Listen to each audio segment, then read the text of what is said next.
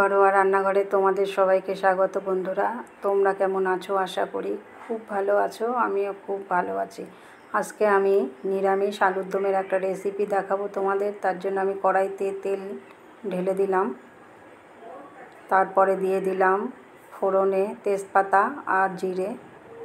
দেখো, ফোড়নটা আমার হয়ে যাওয়ার পরে আমি দিয়ে দিলাম আলুগুলোকে ভালো করে একটু ভাজা করে নিলাম। তারপরে দিয়ে দিলাম আদা আর লঙ্কা চেরাগুলো।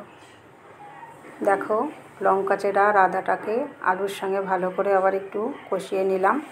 তারপরে দিয়ে দিচ্ছি লঙ্কা গুঁড়ো, জিরে গুঁড়ো আর গোলমরিচের গুঁড়ো।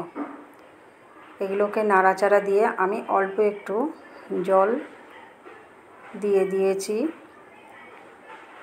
যাতে মশলাটা তলায় না লেগে যায়। দেখো, তারপরে আমি দিয়ে দিলাম লবণ আর হলুদ। লবণ স্বাদ মতো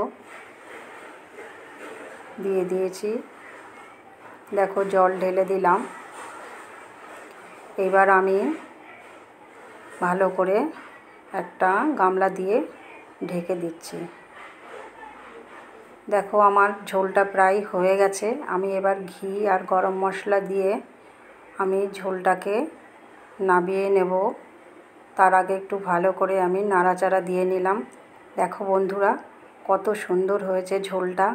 এরম ভালো ভালো রেসিপি যদি দেখতে চাও, আমার চ্যানেলটাকে একটা সাবস্ক্রাইব করে আমার পাশে থেকো।